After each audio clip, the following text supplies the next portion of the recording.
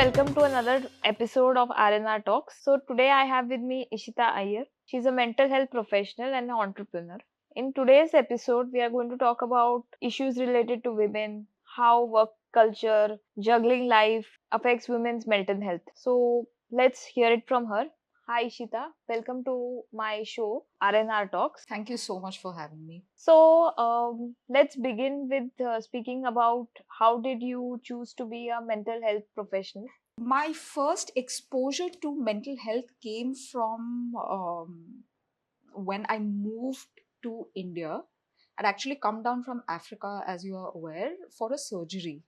And a surgeon who was very close to me personally actually would always sit me down for a good 1.5 hours and just talk to me, make me feel better and less emotional and less vulnerable, if I should say, about the whole situation. While, of course, I had to end up, taking his assistance for other medical purposes, but the pain and the journey of the pain was a little more easier. So that was my first exposure to mental health per se. He was a surgeon. He's still alive, so he would always give me books on the mind. He would always do something like that that would make me realize that there are a lot of things that are in the mind, and the mind plays a huge role when it comes to a lot of things in your life. So that was my first interaction. Of course, I went through a journey and difficulties like most of us do. But at that point, I was looking at something more. I needed something a little more that would keep me grounded, that would help me not move into other directions. And I was also looking at a career that could help me live in India, because I Right, wasn't going to go back to Zambia, where I come right. from. So that point in time, I started taking a lot of short courses that that were offered on various aspects of mental health, various aspects of nutrition, and all of that, which eventually led me to study, take up psychology as a full blown degree, which I eventually did and passed a few years later while Right. I was working. So in the meantime, I was independently also working. I was taking cases, and I can't say I was just enjoying myself, but I think in helping others, I also ended up helping myself. So that is how my journey started. Though I've significantly, cut down my practice, but that is how it started off for me. So, how do you see this? I mean, societal expectations in not as per our generation. How do you think it affects the mental health of women? When you're talking about mental health of women in general, and I would take into consideration not just our generation, the generation after us, the generation a little before us.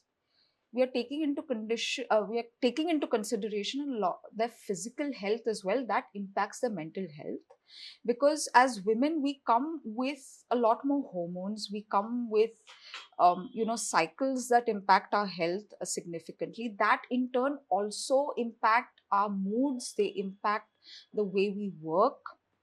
I still feel, to a large extent, the work culture across industries, a lot of it is still made for men to kind of thrive. So yeah, so there's no change to it, there or is there is significant amount of change, but in when you're talking about societal pressures per se, I feel a lot of the pressures are coming from the personal side, right, right? And a lot of the pressures actually come from women itself, women from the previous generation or from the same generation as well, because we have become a bit too comfortable and used to just judging women for anything and everything. And I mean, we live in a society that believes that women can do everything. While they may be able to do everything, there will come a point where they crash. and our bodies are not developed to do so much. We have to be on par with trends. We have to look a certain way, we have to behave a certain way, we have to deal with marriage, we have to deal with aging parents in our generation, we have to deal with children if we have, yet be up to date with numbers, number crunch, achieve great heights. There's something that Indra Nui actually very beautifully, has said in one of her interviews, and I keep watching that. Um, the biological clock, and we women have a biological clock. The biological clock, a clock of women, and the career clock of women is always in conflict with each other. Because when we are trying to go up career wise, we are also running against time with our age, because especially if you haven't chosen to have a child or you don't have a child, you're constantly running around trying to beat against odds, and we're human beings at the end of the day, right? Right. So I feel the pressures come more from women, and close quarters for that matter, especially from family and friends, which I feel significantly need to change. So, do you think in the next generation, maybe our next generation that will come of women, uh, there will be a better balance or not? I think it could be better. Reason being, there's a lot more awareness today.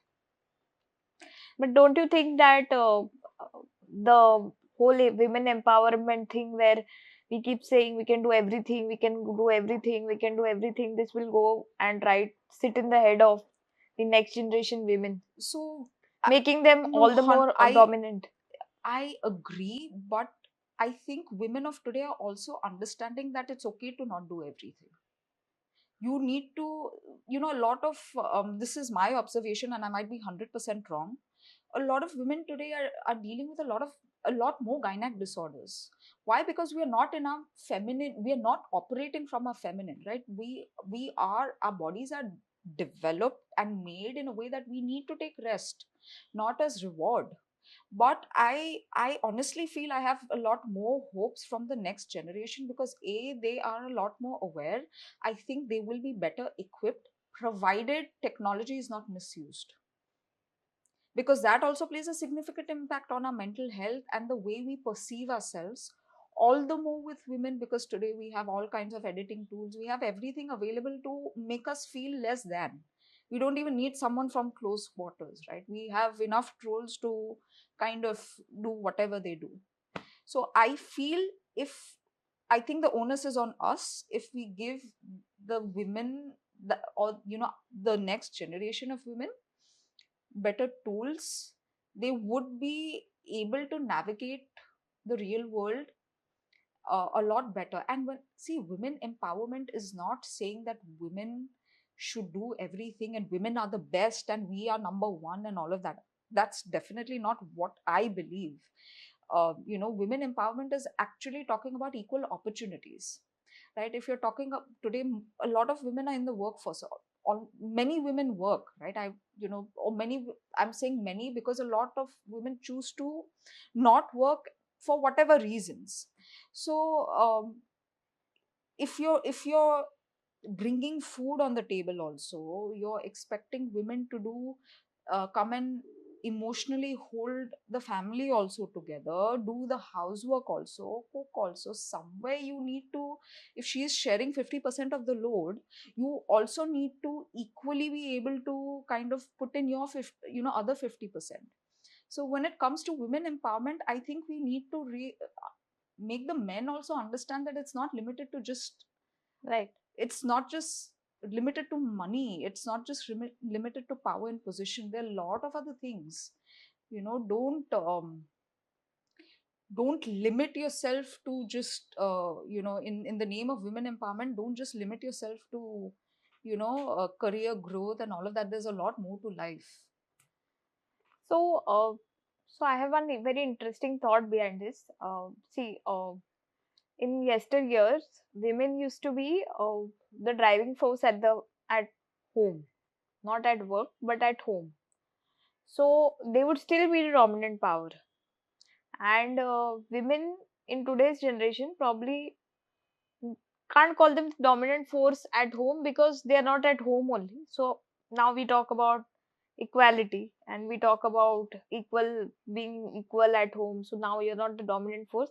However, uh, who, as per watching two generations, whom do you think has more mental health issues creeping in? I mean, that dominant woman who, probably वो had all the power in the house. You know, जैसे we say कि एक पत्ता भी नहीं हिल सकता without her.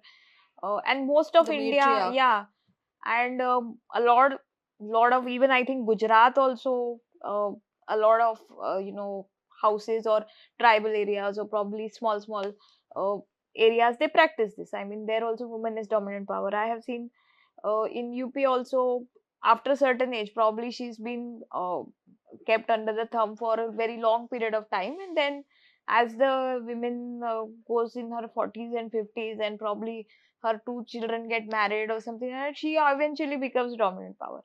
Similar is in Calcutta, or you say Bengal side. So there is South also has women dominance.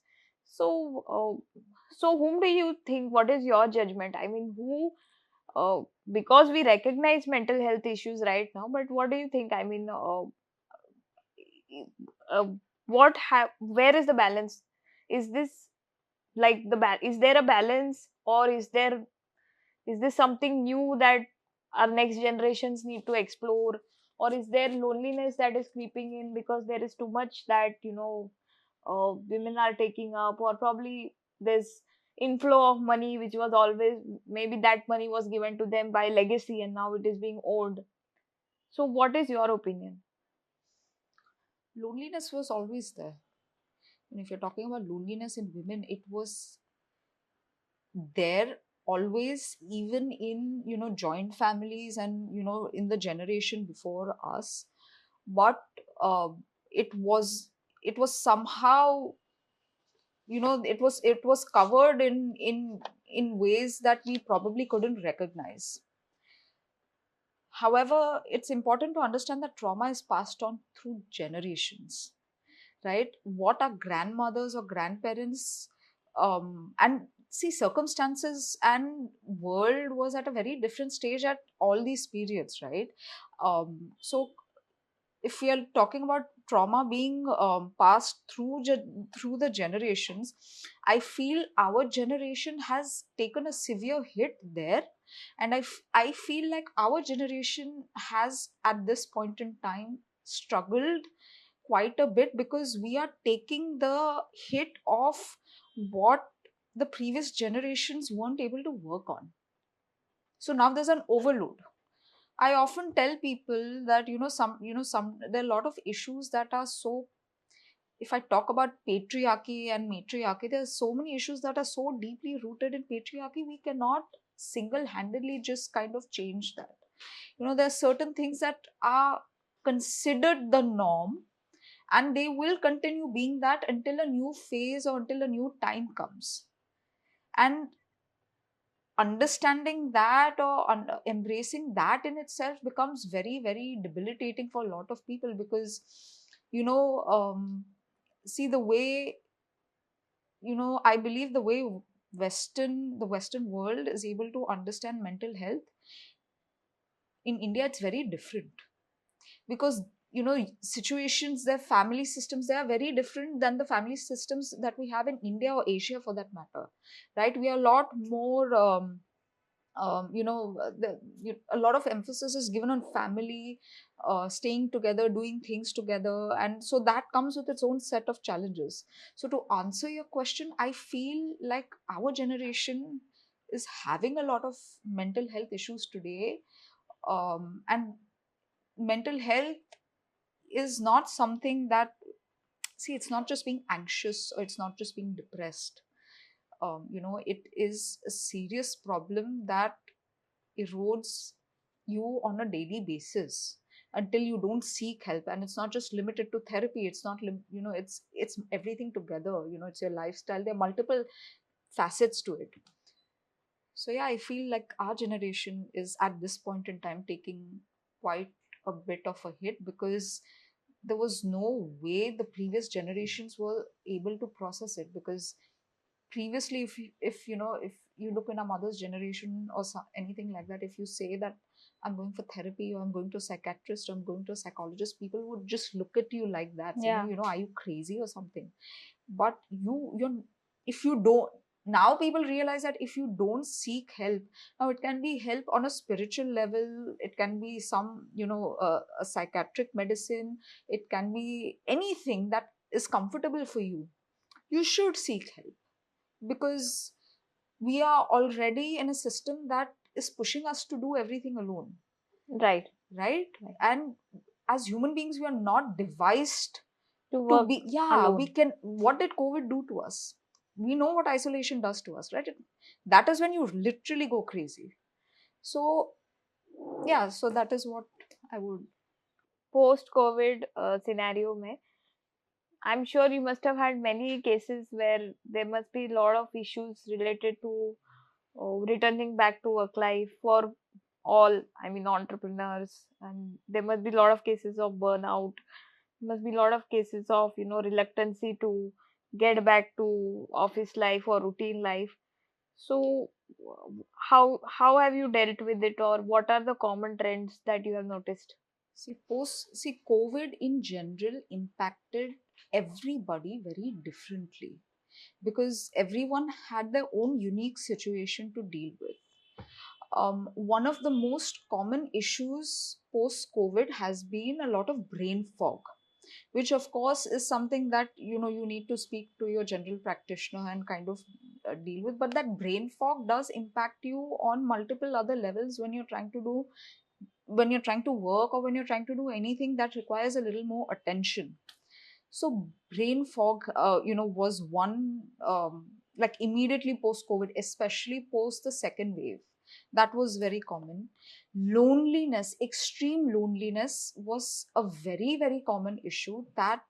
Was, um, that was across all generations. That was across all genders, and in fact across all ages. Because see, most of us have a all of us have had a very set life, right? You go to school or you go to work, you're out of the house for X number of hours.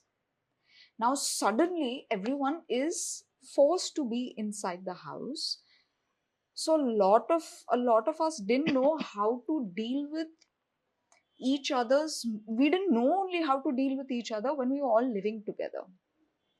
A lot of loneliness increased because it impacted relationships drastically. Now, if you were in a relationship with, let's say you're not married and you're in a relationship with someone who lives on the other end of town, you were of course not allowed to meet, right? We are beings that thrive on senses, and touch is one physical sense. Having some form of physical proximity is very important to us. Not having touch of any form is a big trauma even to children. We it That's a different topic altogether. Children who are not touched enough, or if you're not touched in the right way as a child while growing up, it impacts you mentally.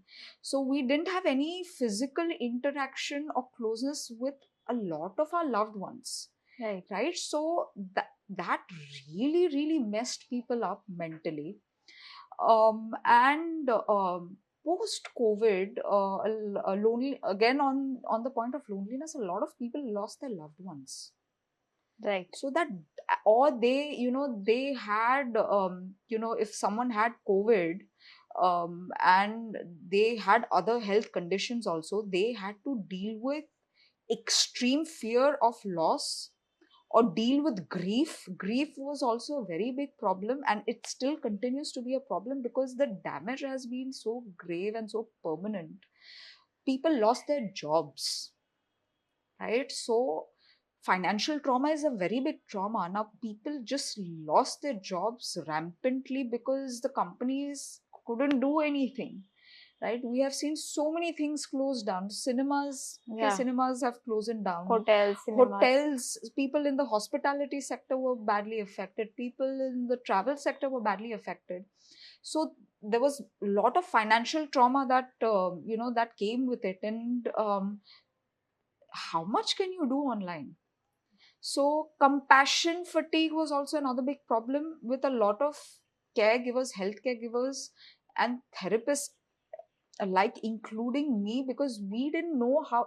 We were also not prepared for this. We Right. were also going through our own issues, right? We were dealing with senior citizens at home. We were dealing with our own issues at home. And then there's an overload of people who don't know how to deal with it. So it was utter chaos. So grief and loneliness has also been a big thing that continues to be a problem till now. And I think it is only it's now 2 years post COVID. I think people are now recovering their loss, or on their road to recovery, if I should say, post COVID now. Right. So that has led. So now, when you are consistently sick, let's say you have COVID, it impacts some organ.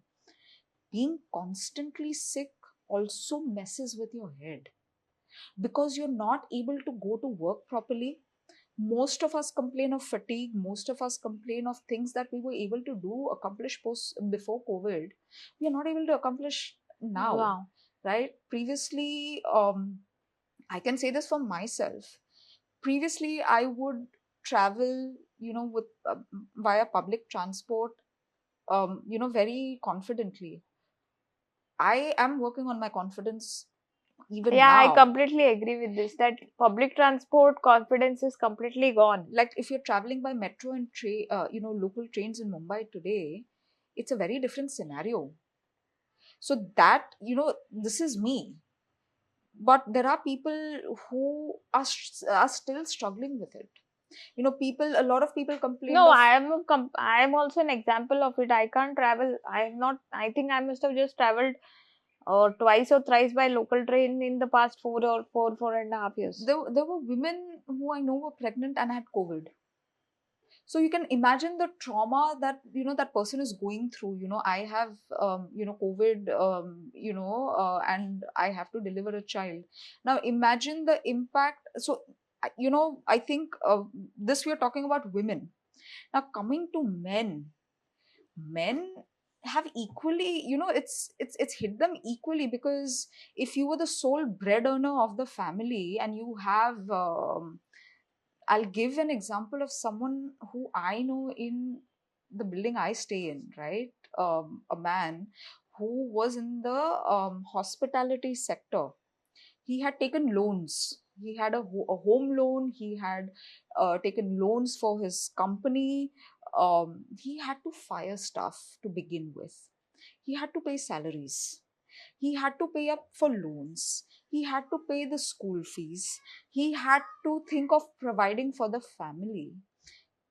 He has come up to me and told me, he's like, I don't know how I'm going to survive this. I am getting thoughts I shouldn't. So it impacted people in different ways and it took time to recoup.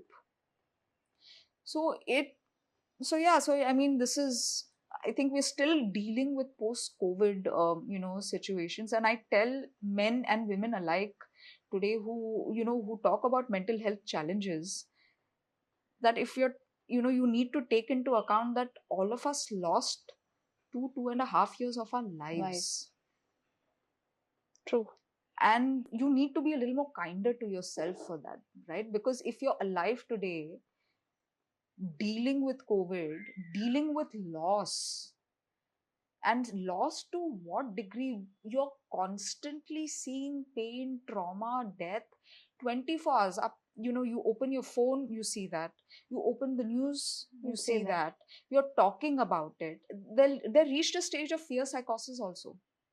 Like we were obsessive, everyone was obsessively cleaning and spraying and all of that. It impacts you, right? Because you're constantly talking about trauma. You're constantly dealing with it. So amongst all of this, we spoke about people who probably understand, who come to you and tell you that I'm not feeling good or something's wrong with me. Can there be people let's not talk only about corporates or people who are working. Like, can there be common people also, like women working, women just being homemakers, or simple women at home? Also, can there be those people also who might have been affected and might be in severe depression, but they wouldn't know? What are the 100%. signs? 100%. I'll I mean, you're talking about just homemakers, you're talking about, other situations. We also need to take into account the support staff that we have, you know, the ones who probably come to our house, to clean our house and stuff like that, or our drivers, taxi drivers for that matter, because even that sector was significantly impacted. People literally had nothing to, they were the worst affected. Right. So, I want to add here that mental health conditions set in from the they can set in from the tender age of 5, Okay. right? It's not, well, that is a different topic altogether, because in that situation you need to take into account how parents are raising the child, what the situations are at home, what is so unique in that situation that you need to kind of help a child. But some of the very common symptoms of mental health challenges are your moods. There's a significant shift in moods. You're very, very low, you're drained, right? And it's visible. You are irritable, you're struggling with focus, right? Hmm. You seem to have some sort of memory loss. Now, I'll come to the other side of it, on the physical aspect of it, a little later, because I consider mental health brain health. It's not just all in the mind. The physical body and your brain also plays a large role. Your Another significant change you may find in people is the way they eat. They may either eat too much or they may eat too less. You may find people eating things that they were not before, right? You may find people giving up foods that they really, really liked before. There's just and they themselves don't It's realize, just a unless, trigger. yeah, until someone points it Is it out to even them. possible that someone might just be having a normal routine, but in that normal routine there is no enthusiasm? Is that also sign of No, those symptoms must last a couple of weeks. no? So that's what I'm saying. There are so many families that, so there are a couple of families that we see post COVID where they are living a normal life. They are sending their kids to school. They are going to office.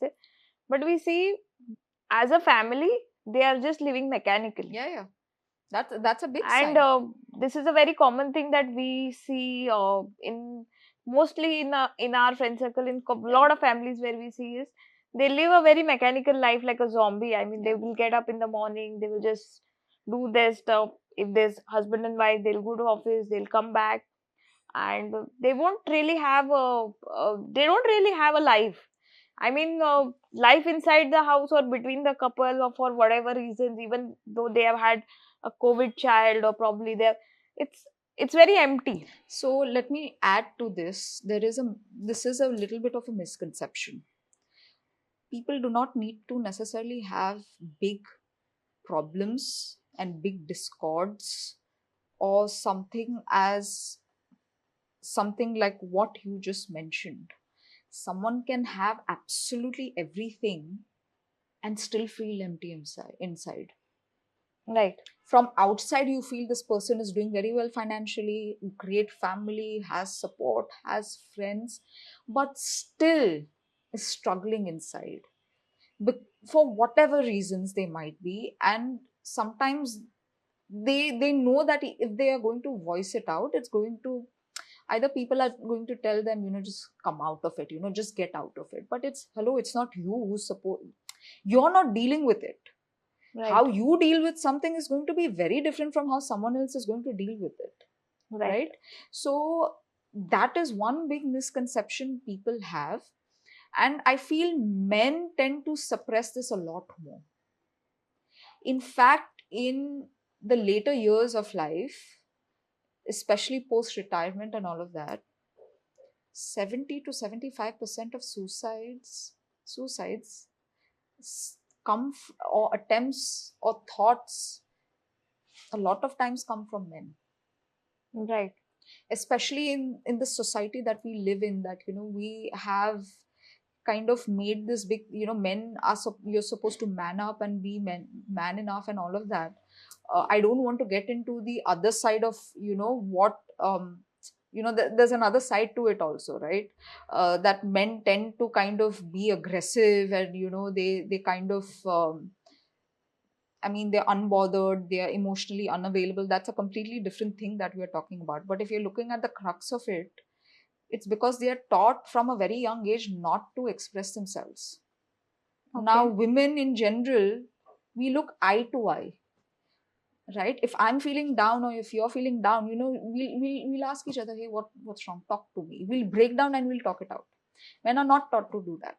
And that comes up in various ways, that then seeps into your relationships, that also seeps into your work. A lot of these men are high achievers. Okay.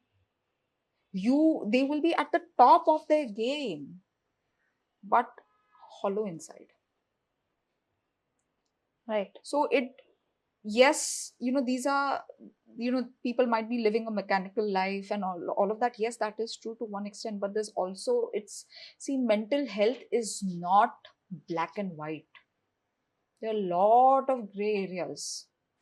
It's, crying in bed and just not wanting to get out of bed. Yes, that's a symptom, but not everyone does that. Right. Right? There are people who would like to do that, or want to do that because their body is telling them to, but they don't have the liberty or the freedom to do that because they have to put food on the plate. They have responsibilities. Right. But that doesn't mean that they're not going through something. That is why people keep saying today, don't just say anything randomly, because you don't know the battle this person Yeah. is fighting inside. So we spoke about the triggers of mental health.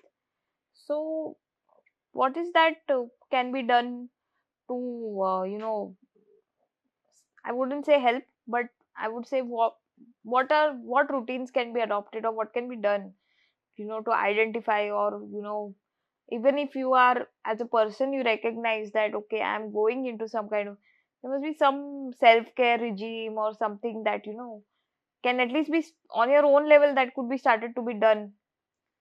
So what do you suggest? See, when you're going through a dark or a low, I can't even call this a phase, when you're going through something that's severe, you may not have the mental bandwidth, even though you know that I should do all of this, that I should look after myself a little more. I should take myself to somebody. I should speak to somebody, a professional or anything that's convenient to me. You're not in that space to do that at that point in time. So in that situation, what can be done?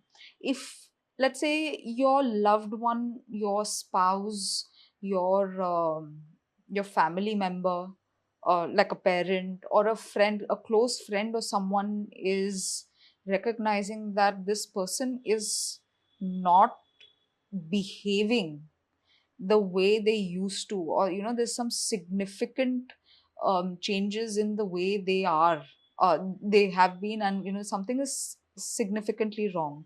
All the more if you're a friend that is aware that this person, you might be aware of the special circumstances that they might be going through in their personal or their professional life. The first thing to do is ask them if they have gone to a professional or have considered taking professional help. And professional help can mean a psychiatric evaluation. Now, psychiatric evaluation is not something that you do only because there's some great big violent problem that someone is behaving I mean, that's not the behavior. So it can, you can ask that first.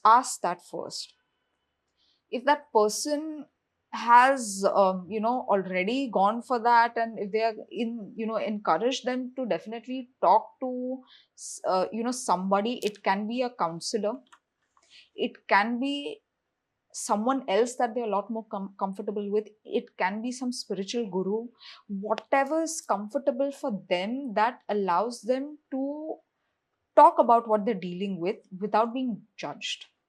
So you mean to To say begin that with, this is the to begin with. window doesn't close if you don't go to a psychiatrist. There is still scope. There is still scope. It's ideal you go for a evaluation, or it's ideal you speak to your general practitioner also. It is ideal, right? If you feel that it's something that you're not able to deal with, you're not able to understand, Right. and you might be put on medication if required. But this is only one side of it, right? Now let's say you are choosing not to, or you don't want to go to a psychiatrist, or you feel that you have always been a very spiritual person or a religious person, and you know how to deal with it, or you think you have the tools to deal with it. I would still recommend speaking to someone. As I said, it can be a counselor, it can be a spiritual guru, it can be someone who will give you a non-judgmental perspective, who will not dismiss what you're feeling. Because sometimes I feel a lot of us tend to dismiss what the other person is feeling. Right. Don't think like this. Array, but there is something severe that I'm dealing with. I might have gone through a surgery, I might have done this, or I might have I might have lost a parent.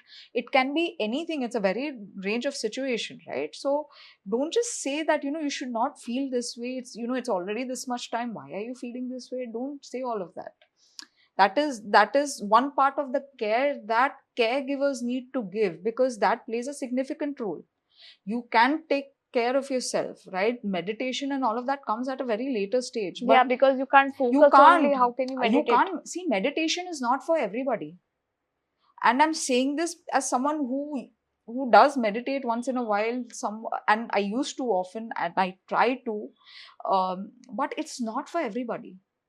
Not when they're dealing with some life threatening situations, right? At that point you need someone to just sit you down and just empty yourself, right? Sometimes all you need is to tell someone, what, I'm there.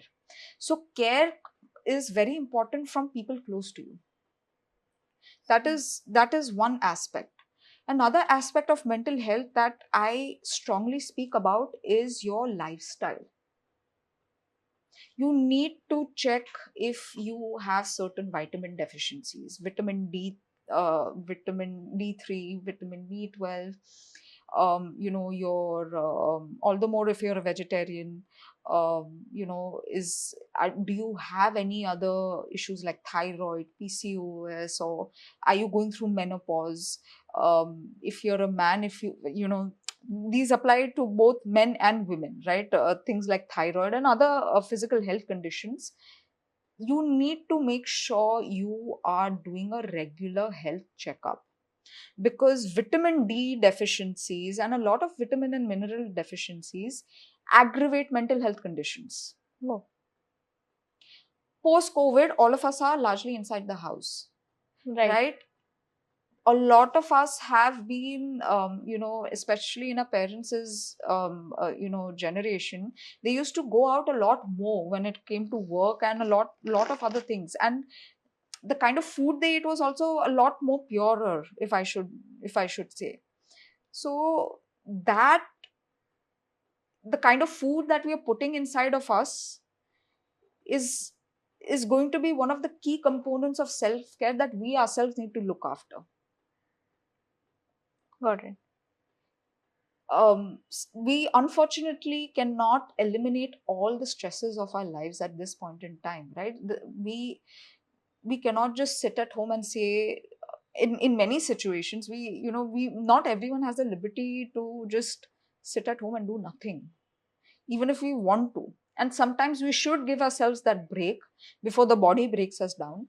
But you need to take care of the fact that every year or every 6 months, I need to take the initiative to make sure all these parameters are in check. Check. So that is very crucial to self care. Self care doesn't need to break the bank.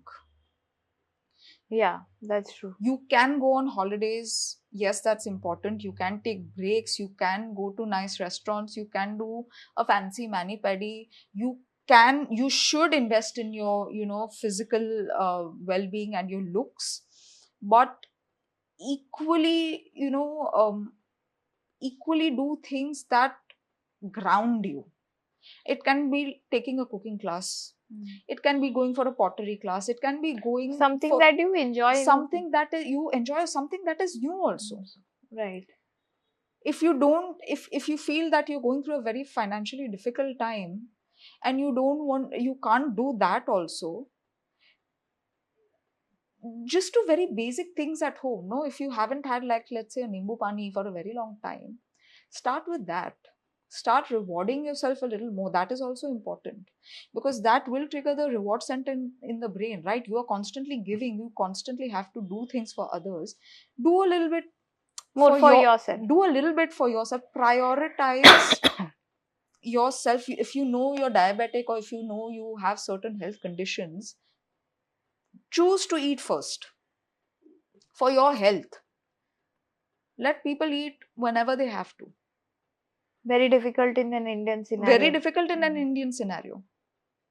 But there's also another side to this today, that there is a part that likes eating together, but there's also another part that eats in total isolation.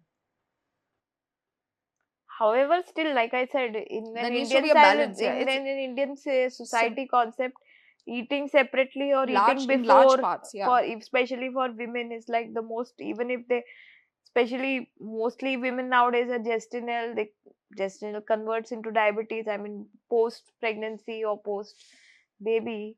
But then there are a lot of societal issues. I mean, you can't eat before the men in your house eat, or whatever. I mean, the family members that eat. is Maybe still, it's not yeah, the yeah, men, yeah, yeah. but And this I've seen in a lot of if you're talking only about women, a lot of women have to come home from work, cook and then eat. eat. No, feed and then eat, which they unfortunately eat alone.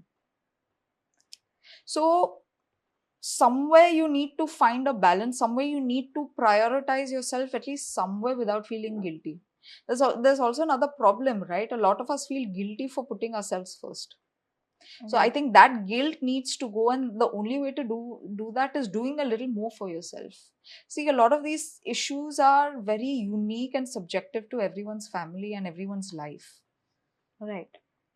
In some families, eating alone is actually the norm. In some families, it's not. In some families, people who eat alone and in isolation all the time actually have issues, because it's traumatic for them. Because eating together is considered, it actually is a bonding exercise. Nice. Right. But for a lot of people, there are more fights that happen on the dining table, because everyone is together. So that is traumatic for them. So you need to navigate what works for you and what doesn't. Put in at least some form of exercise can be something as simple as a walk, Okay. because that, and sometimes you may not be able to do that, but um keep it basic. Not everyone has to, I mean, yoga, gym, of course everyone knows that it's important, but sometimes you can't get yourself to do that much also. So if that is the case, just walk in the house. If you can't, if you're not in the mood to even go out, and you're just done, you don't want to face anybody, walk in the house. Walk 5 to 10 minutes, especially if you're diabetic, especially if you have health issues. Walk 5 minutes in the house itself every few hours. That's Calms also enough. down. Calms you down. It does. If breathing exercises, there are a lot of things that don't necessarily require something big. Right. You can do these things if you're choosing, for whatever reason you are, not to seek professional help. I think a benefit that our generation has is we have a lot of good people around us. Our generation has grown up with a lot of um, Awareness and a awareness lot of and a lot of understanding. and a lot of bonding, Right. right? So you do have friends who you can talk to, and I think you should keep those friends close. You don't need to talk every day. But then there is also a pattern that I am recognizing. Uh, this is a pattern that I've recognized amongst a lot of people who have frequent job changes or probably get a job change post their layoffs or whatever reason. This is post COVID. Number one thing in their pattern is they have a lot of manipulation creeps in. Number two is They they are manipulative or people manipulate them. no, they are manipulative. I mean, they would probably choose and tell something to someone and probably choose and tell something to someone else. It's a pattern. I mean, I've seen a lot of people following that. Secondly, like you said, you mentioned the bond. So then the even I mean the bond that you have created, probably if you start manipulating that person itself. So here what I realize with this is, I mean, they eventually, I don't think so, do it out of understanding that it's manipulation. So is this also sign? I mean, maybe because the job makes you so insecure, or changing jobs makes you so insecure, and self judgment. Yeah, these are multiple things. When you're talking about a person who's manipulative, it's not something that happens suddenly. This is something that, their insecurities, whether they are men or women, their insecurities of themselves as people make them very not just insecure about themselves, but insecure about the position they hold, not just professionally but even personally.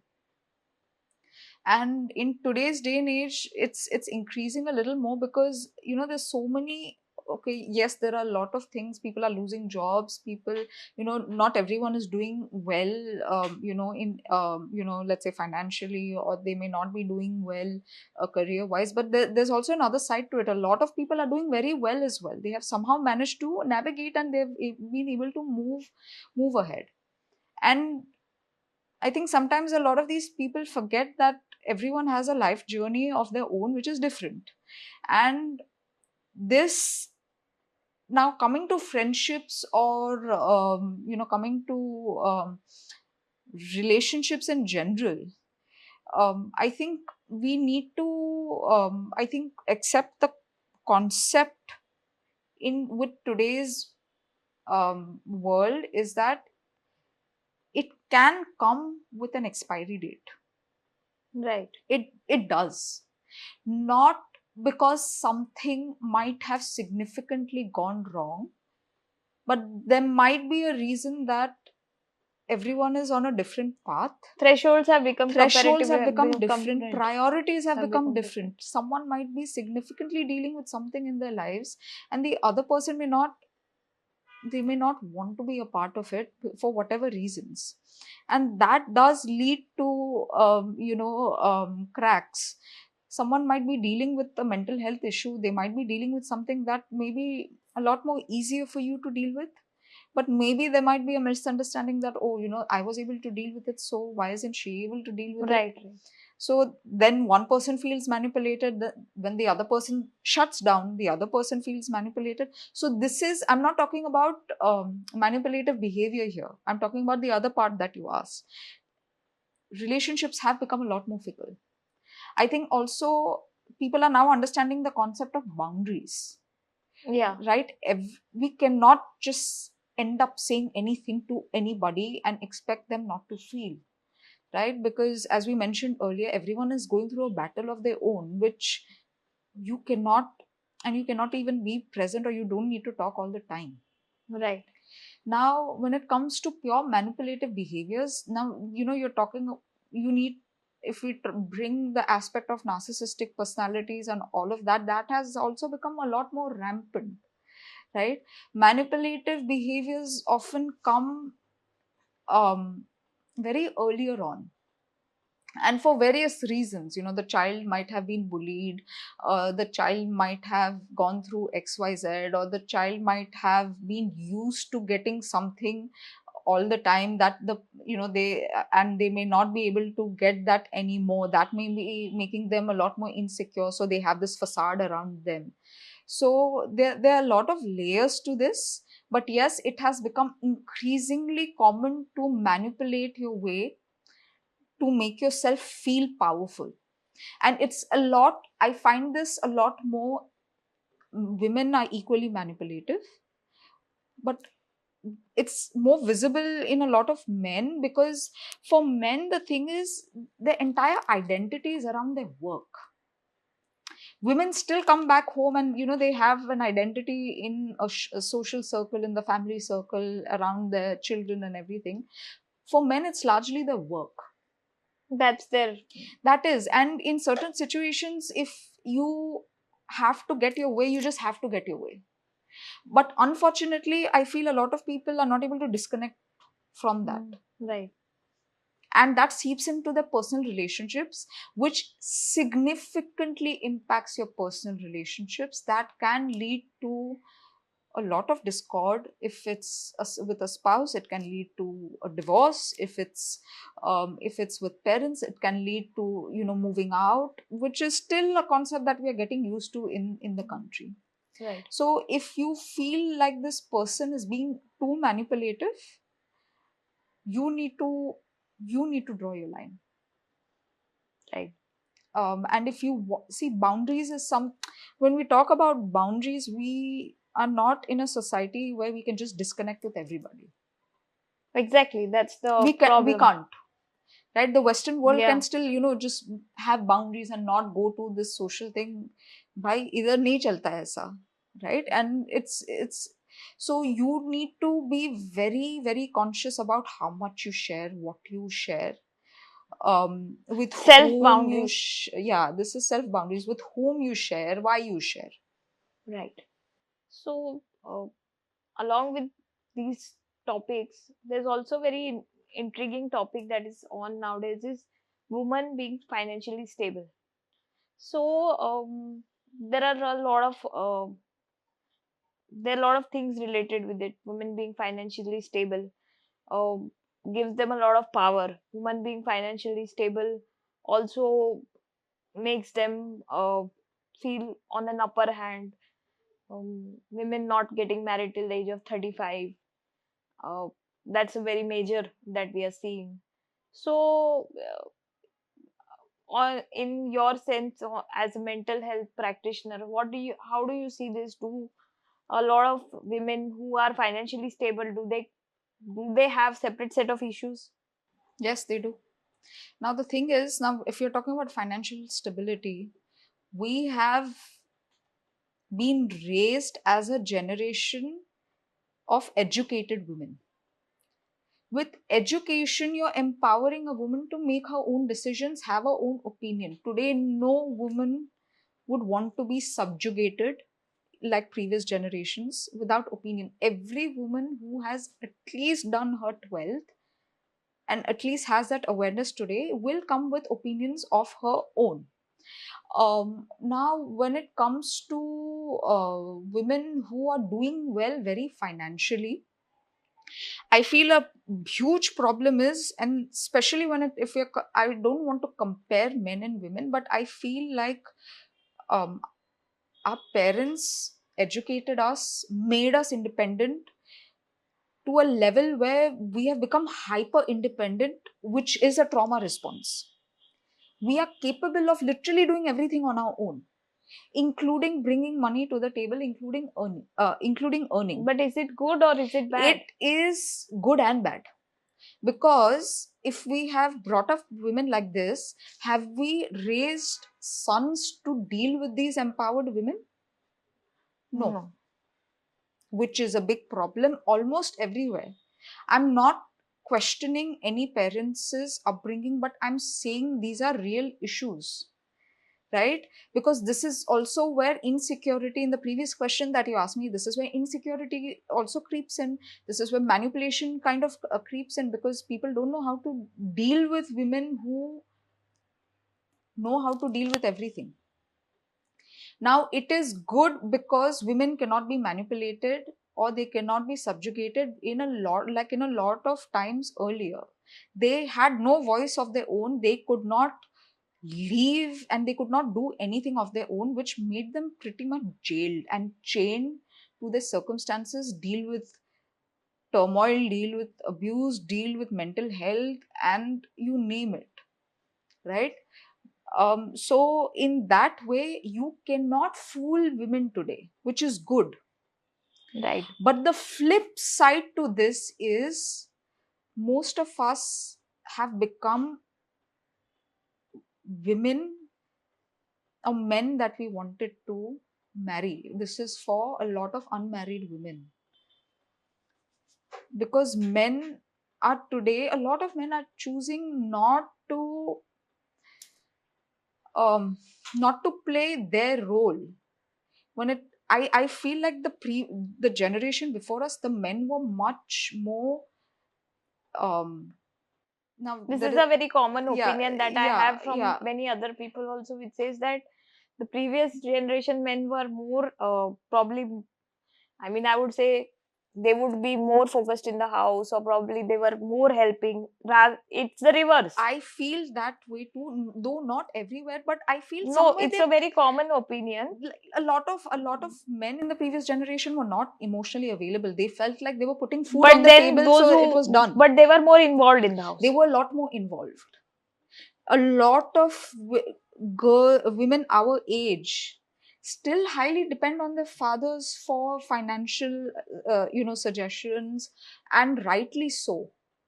And I feel like those fathers have also done a great job in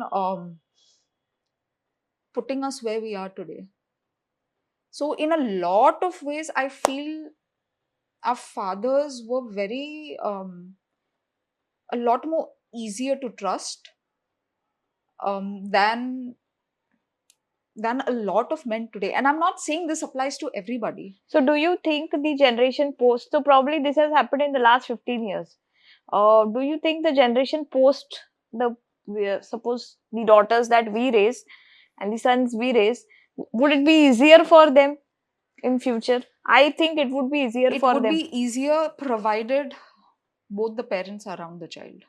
Because now you're seeing an upward trend of women just having raising a child on their own, Which is also not good. which is also not good. And it can be good if the marriage is not working. You rather have a child who is happy with a single parent than a child who's constantly traumatized and unhappy with both parents who are squabbling all the time.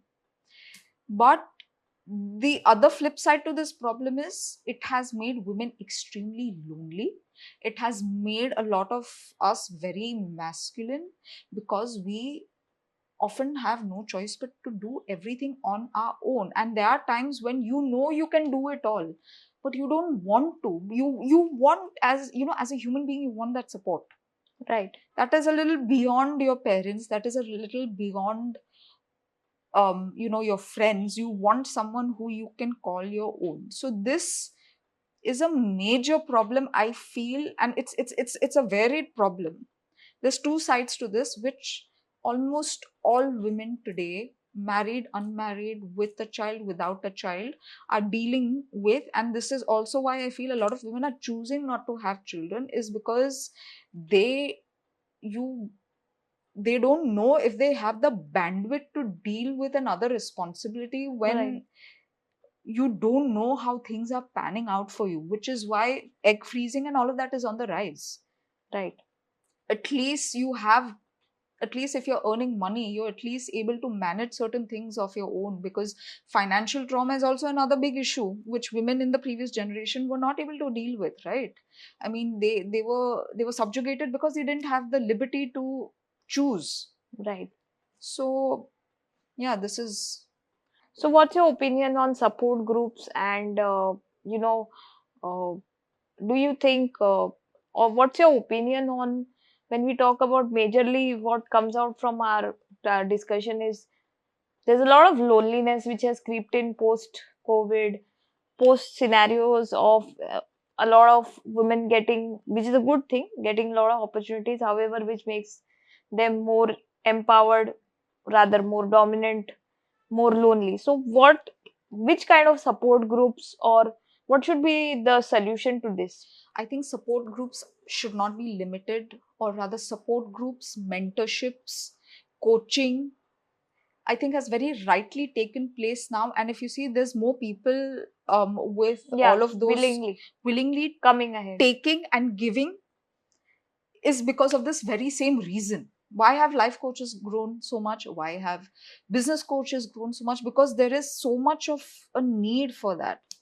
Now, on a personal level, I feel like I have been able to navigate a lot of difficulties in my life, and difficulties continue and they will, is because I have always been blessed with a great set of friends who have been there in various capacity. Right, X person is good at dealing with X situation. The other person is probably more apt to, let's say, have a more spiritual perspective about something. Someone might be able to give you a better financial perspective as a friend. Now, this is on a very friendly level. But today, if you see, a lot of more emphasis is given on networking. Yeah. A lot of support groups, support groups, yes, definitely. But why? Because as human beings, we are conditioned to be together. We have been in nuclear families for such a long time. We have been isolated for such a long time. Now we are coming together because none of us live in joint families. So support groups, I think men need it a lot more today. Why? Because women generally tend to, sit together and do a lot of things together. You will often find a group of women having a chat, or, uh, pulling, someone, her girlfriend's spirit up. You don't find that in men. All the more when the man is doing well, is at a higher position, let's say he's working, he has a job, or if he's an entrepreneur. Now, when you're talking about entrepreneurship, or when you're talking about just work life in general, it does not come without failures. Right. I have, for a matter of fact, started businesses that have failed, that have impacted me. But I had friends of various kinds that were able to pull me out. I also joined a lot of networking events and, support groups, online and offline, that helped me gain a perspective.